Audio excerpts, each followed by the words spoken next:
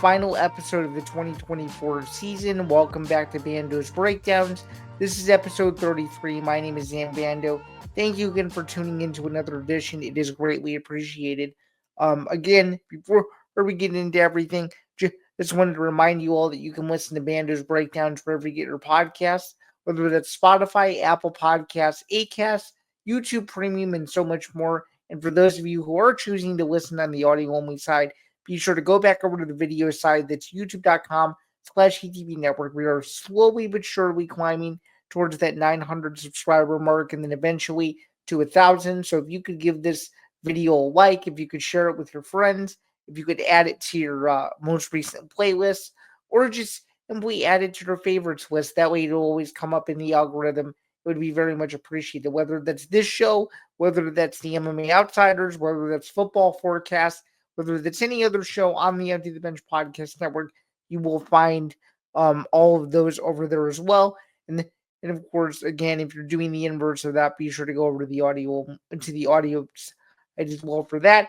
Also, wanted to give you a quick reminder that every single show on the Empty the Bench Podcast Network is presented by Playback, including Bando's Breakdowns. They've been a wonderful sponsor to us ever since near the end of last year's NBA regular season and into the postseason. We've already done a lot with them so far in the partnership, and we're continuing to do more with more NBA streams. So stay tuned for more on that.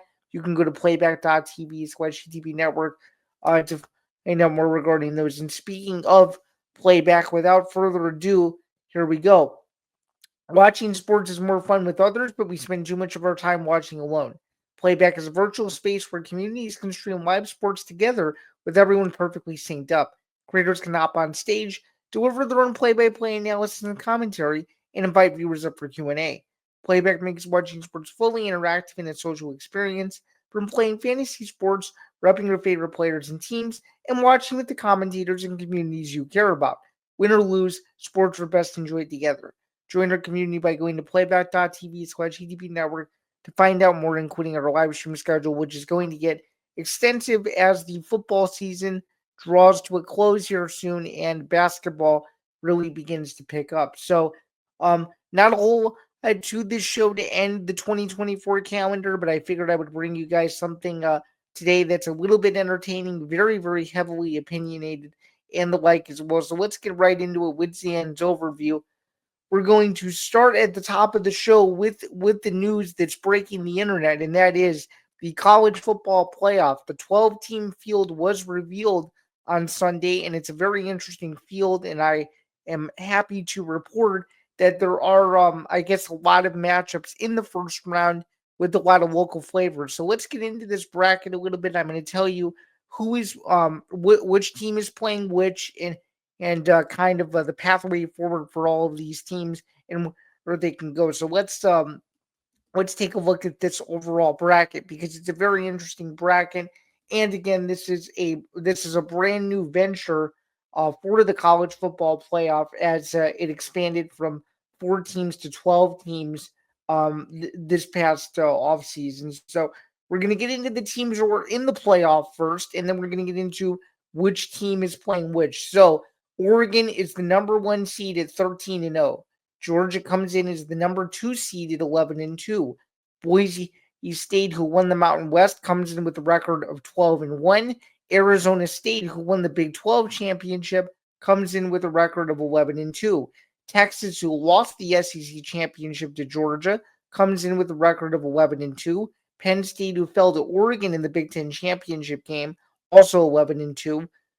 They are the 6th seed. The 7th seed is Notre Dame. Notre Dame is 11-1. They did not play in a conference championship as an independent program. Ohio State missed out on the Big Ten championship by losing its final game of the season to Michigan and having Penn State defeat Maryland. They are the 8th seed again at 10-2. Tennessee is the number 9 seed at 10-2, just missing out on an SEC championship berth thanks to other results around the conference. Indiana finishes as the 10th seed at 11-1, and they were ranked 8th coming into this. And then the 11th seed is SMU, who lost on a last-second field goal to the 12th seed Clemson, who finished 10-3. So that's that's going to be very interesting. And SMU was the last team in over Alabama. There were several factors as to why. That's a huge debate around the country as to why Alabama didn't make it. And speaking of Alabama not making it, here were the teams that were left out of the field: Alabama at 9-3, Miami at 10-2, Ole Miss at 9-3, and South Carolina also at 9-3. So very, very interesting resumes there. Here's the rest of the top 25, just really quick. BYU 10-2. Iowa State. Oh, BYU was 17. Iowa State was number 18 at 10-3. Missouri was number 19 at 9-3. Illinois, who had its best season since 2007. I went to a bunch of these games, 5 total to be exact. Illinois finished 9-3 this year. Syracuse also with the same record at 9-3. Army at 11-1. Colorado at 9-3. UNLV at 10-3, who just lost its coach Barry Odom to the Purdue Boilermakers at the time that we're recording this. That was on I believe his introductory press conference was Monday now that I'm thinking about it. And um and Memphis finished at number 25 at 10-2. Let's take a look at this overall bracket though, because this bracket's interesting. So just to give a bit of clarification, if a team is in the first round and did not get one of the coveted buys, they host a first round game. So Tennessee goes to Ohio State in the first round. Clemson goes to Texas in the first round. SMU goes to Penn State, and Indiana makes the short trek from Bloomington to South Bend to take on Notre Dame. So here is who all of these teams would play if they were to advance. So the winner of Ohio State, Tennessee will take on the number 1 seeded Oregon Ducks, who, as I just alluded to a minute ago, were undefeated. The winner of Texas, Clemson, will take on Arizona State. The winner of Penn State, SMU, will take on the Mountain West champion in Boise State. Notre Dame will take on Indiana. Obviously, I just alluded to the winner of that one, rather, will take on number 2 Georgia in the second round of the postseason. And then from there, it's kind of like March Madness, where it's obviously single elimination. You lose, you're done. You win, you advance, all the way up to the national championship game at the end of January. So it should be very, very exciting. Just to give you a bit of a brief explanation as to how the format works, this is according to the Sporting News. The new college football playoff format consists of 12 teams. Automatic bids are given to the top 4 conference champions, which are automatically seeded 1 through 4 regardless of playoff ranking.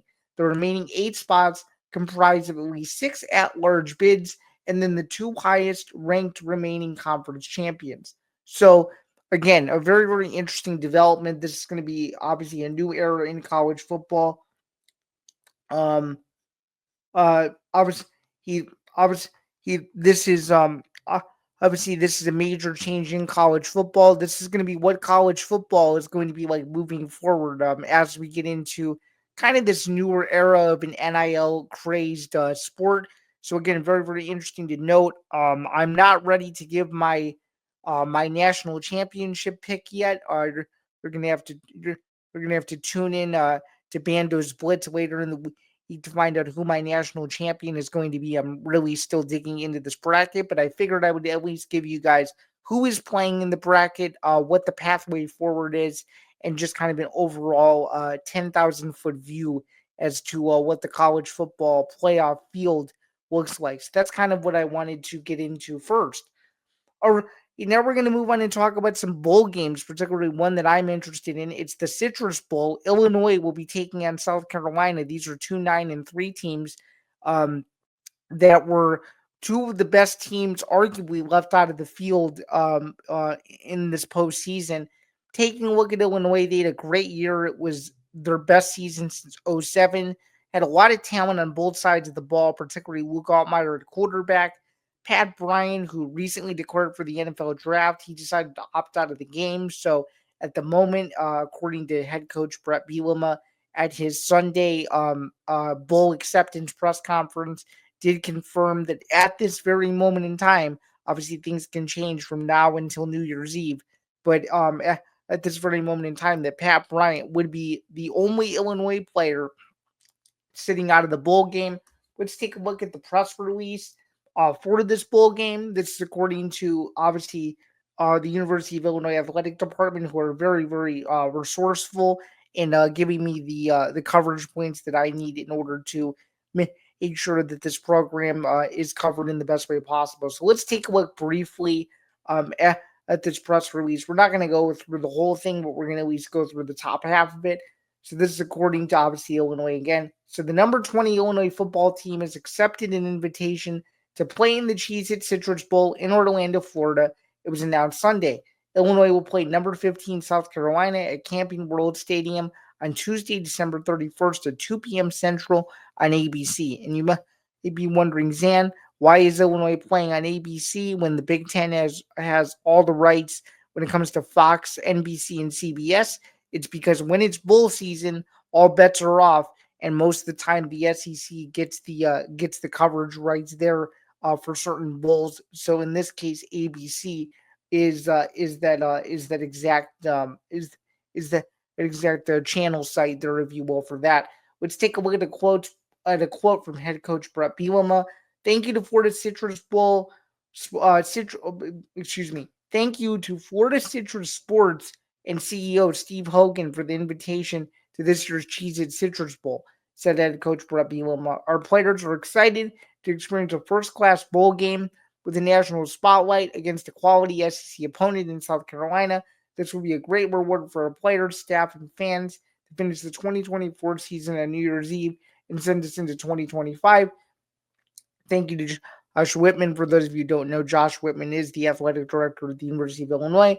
The administration in DIA, that's the Division of Intercollegiate Athletics, the University of Illinois community, and all of our Fighting Illini fans that helped our program reach this point. We will see all the Illini family in Orlando. Just a quick fun fact about Brett Bielema. Bielema's first career bowl game as a head coach was at the Citrus Bowl, then called the Capital One Bowl, when he took his 2006 Wisconsin team to Orlando and beat Arkansas 17-14 on January 1st, 2007. In 16 years as head coach, Bielema has led 12 of his teams, including this year's Illinois squad, to bowl games. And for those of you who may be wondering, has Illinois won a bowl game in his tenure as Illinois coach? He has not. He lost in the ReliaQuest Bowl to Mississippi State to close out the 2022-23 season at 8-5. Last year's team finished just short of a bowl game at 5-7. So this was a unbelievable 4-game turnaround if I've ever seen one. Some very, very quality wins from Illinois, beating a ranked Nebraska team at the time, beating Michigan, who was a pretty decent opponent, and beating a Kansas team who early in the year was ranked, struggled midway through the season, and got hot late. Those are probably Illinois' 3 best wins. Also had a really nice win against Rutgers on the last play of the game. Beat Michigan State, beat Purdue. They pretty much won all the games they were supposed to. The biggest slip up of the year, though, was losing in Minnesota. If they did not lose that Minnesota game and were sitting at 10-2, they probably would have been in the college football playoff discussion. They may have been in a similar situation as South Carolina, where they were one of the 4 teams out. Just considering that Illinois did not win, against the 2 teams that made it to the Big Ten championship, Oregon and Penn State. So it just kind of all factors in there. But this is the best bowl game Illinois could have gotten, just given their circumstances and the season. And of course, South Carolina is a quality opponent. If Lenore Sellers plays, it's going to arguably be a long day for Illinois. But if there are surprise opt-outs, don't be surprised if this game is a little bit closer than anticipated. So I'm very excited to see how Illinois does. It's to be determined if I will be making the trip out to Orlando for this one. But if I do, you guys will see more updates on social media in the days and weeks to come regarding that. But it's exciting for me personally to see my alma mater back in a bowl game, to have its best season they've had since I was 7 years old, back before I was even paying attention to the program. And I'm excited to see if Illinois can cap off a 10-win year, because there's no program. There are very few programs in the country who deserve it as much as they do, just given how unbelievable this turnaround has been to this point. So I'm very excited for the Citrus Bowl, excited to see what Illinois can do. And I think arguably it's one of the best non-college football playoff bowl games that we have on the docket. There's 41 bowl games in all. I will go through a few of them at the end of the show, just a few that I'm keeping my eye on. Not going to go into specific analysis like I did this one, but I'll at least give you a few that I'm keeping my eye on just moving forward. So now we're going to move into the NFL. Now we're going to preview the Bears and the Vikings. This game, there's not a whole lot to it. Just to give you the scenario, the Bears' playoff chances. You may have thought the Bears were already mathematically eliminated. They're not quite eliminated just yet. The Bears' playoff chances are hanging on by a proverbial thread. Probably a less than 1% chance of the Bears making the postseason at this point. Um, One of two things are possible for the Bears to get eliminated this weekend. They can either lose to Minnesota on Monday night. That reminds me, there's two Monday night games this week, and this is one of them. The other one being Atlanta and the Las Vegas Raiders, or they could have the Commanders beat the Saints, and that would knock the Bears out of postseason contention. So there's not a whole lot to this. The Bears looked awful last week in a really terrible game against San Francisco. 38-13 was the final score there. Really couldn't get anything going on either side of the ball. That was the really disappointing aspect of this. And Minnesota just continues to play good football week in and week out to stay in that division race, as well as stay in a very deep NFC playoff mix. I think Minnesota gets it done. They're at home. Playing in the Dome Stadium is just a different atmosphere. It'll be a close game, just like the first matchup was.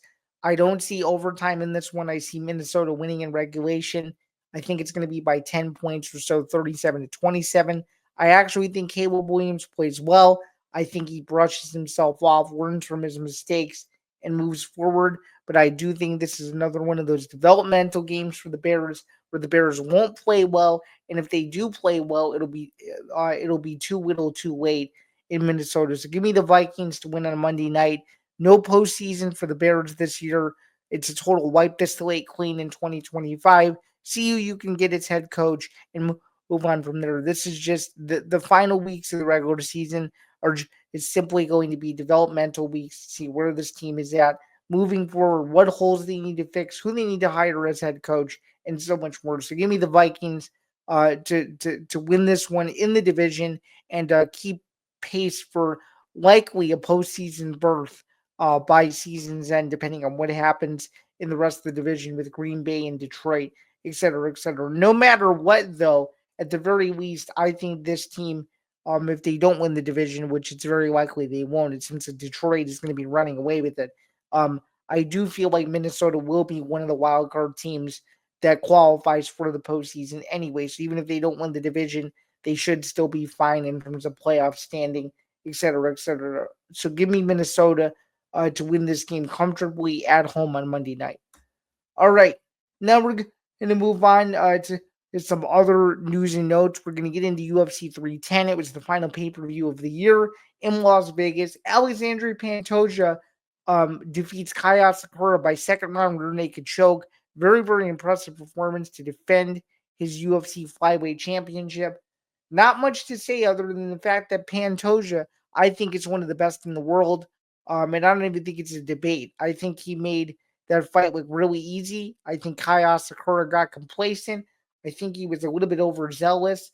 Didn't attack right away. Um, let's see. Um, um, let's see. Um,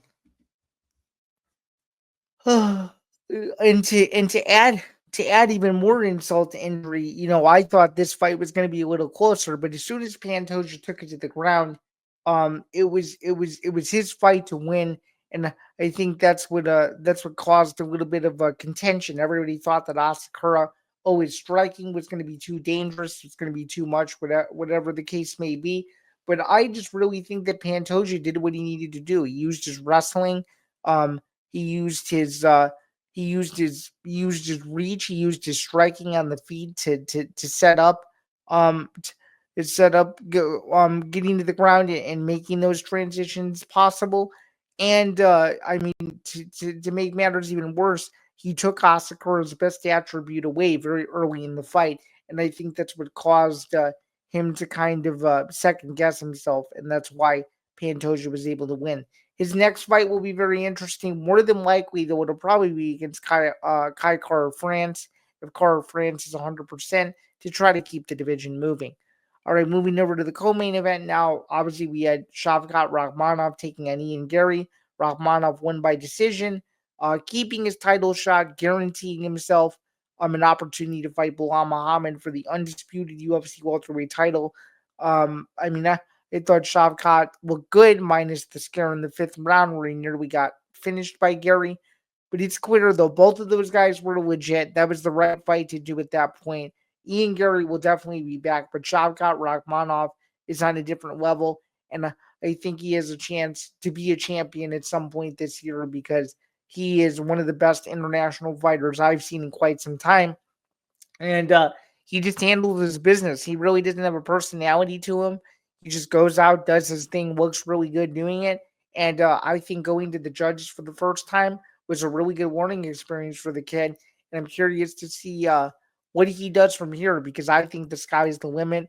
Again, going in, he had all finishes, so hopefully he can create a new streak for himself. But overall, though, this guy is awesome, and I think he has the makings to be a big superstar. This was overall a really good pay per view to close the year. Um, I finished 8-5 on UFC pay-per-view main event, so not too bad. I got the Pantoja pick correct. Also finished with a pretty solid record on the actual night itself too, 11-3. I was due for a big UFC pay-per-view picks weekend, and thankfully we ended the pay-per-view schedule in style as well. So I was very happy with how this card turned out. Just given the circumstances and how people were kind of crapping on it that it wasn't the best UFC event to end the year. I think that those complaints were put to rest shortly after the card was over. So I thought overall this was a solid show, and I think a good springboard into 2025 with a lot of interesting prospects. It's kind of waiting in the wings to see when their next opportunity is going to be. But I think overall this was a good this was a good pay per view to close the year. Now we're going to preview the final UFC event of the year. It's UFC Tampa, taking place in Amalie Arena this Saturday, headlined by Colby Covington versus Joaquin Buckley. It's a 7 p.m. Eastern start for the prelims. It's a traditional pay-per-view start for the main card at 10 p.m. Eastern, despite it being a non-pay-per-view event. 13 fights on the card, only on ESPN Plus in the United States. Just taking a look here. Covington versus Buckley. Let's take a look at what Tapology thinks of this fight. Colby Covington sitting at 17-4. Buckley sitting at 20-6. Covington has lost 3 out of his last 5, while Buckley has won 5 in a row. Covington comes in as the slight underdog at plus 205. The favorite in Buckley is minus 250. Um, yeah, I mean, just looking at this fight, I think it's a crossroads kind of fight. Can Covington still hang with the best in the world? I think that'll be one question that'll be answered potentially. And is Buckley the real deal? I think if Joaquin Buckley wins this fight, everybody will know his name. Beating a former UFC interim champion in Covington, that's number one. And number two, with all the trash that Buckley has talked over the last year about how he's going to be the future of the welterweight division, he has a chance to prove it with a huge win here against a guy in Covington that has a lot of star power, and even though he's lost, a bunch here and there, he's still relevant in the division in terms of a name, right? So that'll be something that Buckley will have to bear in mind as well. So that's one. And two, um, what I think makes Buckley unique as well is the fact that he'll fight anyone. I mean, he just fought Ruzaboya in St. Louis. I was there, and no one wanted to fight him, and he made it look super easy. And he's, going the extra mile. Even though he will never get the fight, he's going the extra mile to call out guys like Conor McGregor and call out big names like that. So he has a chance to really make a name for himself by beating one of these, star power type names in Covington. It's just something to keep in mind as well. Covington is 36. Buckley is 30 years old. Let's see, the height and reach advantage 5'11 for Covington to 5'10 for Buckley. And of course, Covington trains at an MMA Masters. And of course, Buckley splits his camps between Mercy Lago MMA and Finney's Hit Squad. So he's putting in a lot of work with those guys. Buckley is the overwhelming favorite on Tapology at 75% compared to Buckley's 25%. So just something to keep in mind there as well. It seems like a lot of people are buzzing for this fight, especially considering that it is a non-pay-per-view main event as well. Also in the card, just kind of looking down here, 13 fights total. Cub Swanson, Billy Quarantillo at featherweight, Manel Kopp versus Bruno Silva, Dustin Jacoby versus Vitor Petrino, Daniel Marcos, Adrian Yanez, um, Navajio Sterling, and Tuco Tucos. You may remember Sterling from Dana White's Contender Series. Michael Johnson's back. Dakar Close is back. Miles Johnson's on this card. Overall, a really solid fight night card with a lot of names that you may remember from the past or just names that have come up this year in 2024 that I think a lot of people are excited about. So be sure to tune into this card. Again, it's the last UFC event of the year. It should be a good card, and it should be, I guess, a good thing to watch after finding out, just in regards to, I guess, the beginning of college football bowl season. If you need something to hold you over, you'll be able to watch this and hopefully be entertained by it. So, should be a good card overall. I'm excited to check it out. Let's get into the first zinger here, and this is a topic I don't usually talk about, but it is hockey related, and sure enough, my NHL team, the Chicago Blackhawks, underwent a coaching change. Uh, they fired Luke Richardson. They've been having a really terrible season so far. Um, Let me even pull this up for a little bit more context because this this was this was, I think, a surprise to many, especially just early in the season and stuff. So let's take a look at this. This is according to USA Today. Let's see. We've got Here we go. So it says the Chicago Blackhawks fired coach Luke Richardson on Thursday. This was this past Thursday. With the team sitting at the bottom of the NHL standings. Anders Sorensen, who took over from the Blackhawks, Rockford Ice Hogs AHL team, is now the interim head coach and has been now for a little bit. Let's take a look at what Kyle Davidson said in a statement here. As we have begun to take steps forward in our rebuilding process, we felt that the results did not match our expectations for a higher level of execution this season and ultimately came to the decision that a change was necessary. I think it's simply put, you have probably one of the most exciting generational talents in Connor Bedard, and when he doesn't have the supporting cast around him and a roster that's quite frankly 100% healthy, um, that's going to be cause for concern. So I'm interested to see where this Blackhawks team is going to go. Taking a look at the current NHL standings at the time that we're recording this, um, it's tough sledding if you're the Blackhawks. They're sitting at 9-17-2, second to last in the Central Division, with 28 games played already, with only 20 points to show for it. 8 points behind the Blues, and even though the Blackhawks did win their last game, it's been a it's been a tough sledding year, and it's in their last 10 games, they're 3-6-1. Um, and yeah, they have I think a tough road ahead. In the in the month of December for sure. I'm actually going to their game. Which it's going to be on December 19th, so I'm looking forward to seeing how the Blackhawks look there. I'm also going to a game in February as well, fully expecting them to lose both of those games. But hopefully the Blackhawks can find the right head coach to lead them on the path forward, similarly to where they were during the Joel Quenneville and Stanley Cup years. So this is an ongoing discussion that we'll probably have more so at some point in the future as more develops. But I'm excited to see what Sorensen can do moving forward as the season is all but not lost, but making the playoffs at this point is probably not an expectation. It would be more so a bonus. This is another developmental year for a very young team and maybe in 2 to 3 years we can start talking about the Blackhawks as a playoff contender. Hopefully it'll be sooner than that, but in hockey, you just never know. If you have that generational piece and you build around them, good things are going to happen. But right now, it just seems that the Blackhawks are out of sync. And even though they won a few nice games, they lost to some teams that they shouldn't have. And that's the main argument for why I think um, just overall they've been held back this season is because of that. Exactly. So overall, not a good team, but and there's always hope for the future, and it'll be interesting to see what the Blackhawks do from here.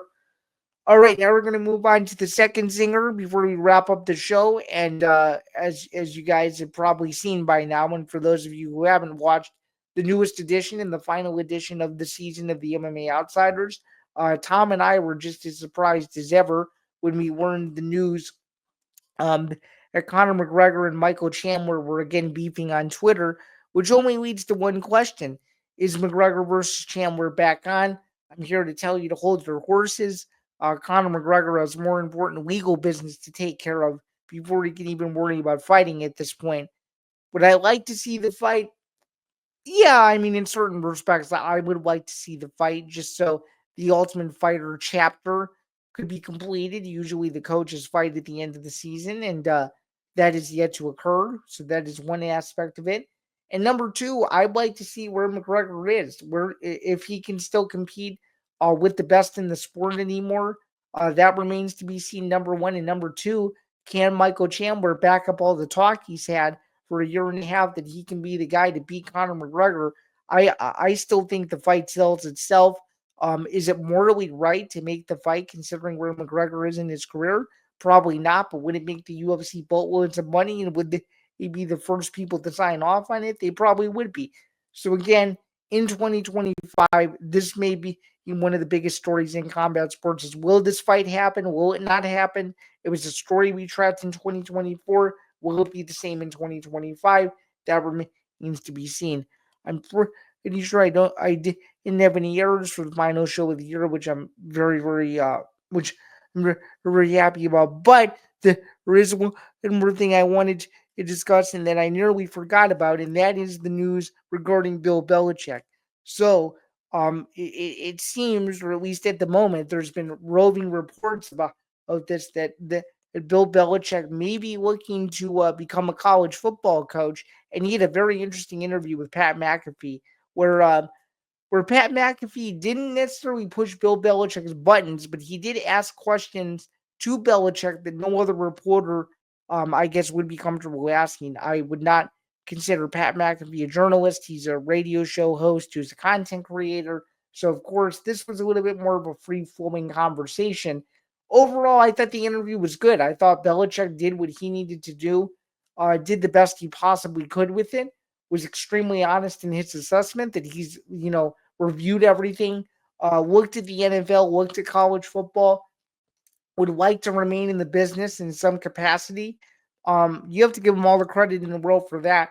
I just don't see how Belichick in this age of NIL and the transfer portal and social media, how he can relate to these players. So I personally think that him going to North Carolina in whatever capacity it would be a complete mistake.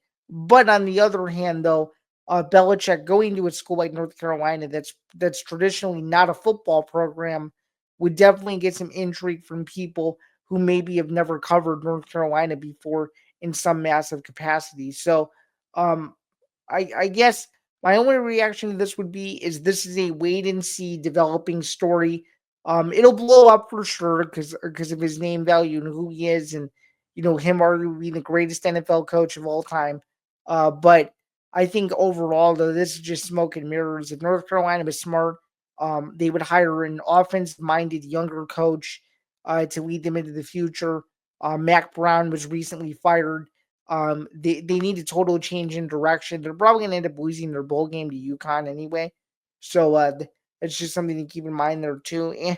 And another factor of this too is Belichick being out of coaching for a year. I don't know if, like, he'll be able to. I mean, he'll get up to speed for sure, but it's just I feel like just the college game is just totally different vibes, totally different atmosphere. I don't know how willing he would be to adapt as easily to an environment that quite frankly, he really isn't as fully familiar with, just given all of his NFL experience. So that's something to keep in mind there as well. So overall, that's going to do it for the final edition of Bando's Breakdowns. This was a very fun season, and I'm very, very glad that I was able to begin my journey with you guys and seeing where the show could go. I'm happy with what we've been able to do through the first 33 shows, and I just wanted to remind you all too that the best of us for me and those breakdowns are going to be coming out here shortly. They're going to be coming out over the next 2 Tuesdays overall. So that's going to be best of part one, December 18th at 3 p.m. Eastern, where we go over the first half of the calendar. That would have been April through July. And then, of course, part two, which is going to air on Christmas Day, 3 Eastern as well.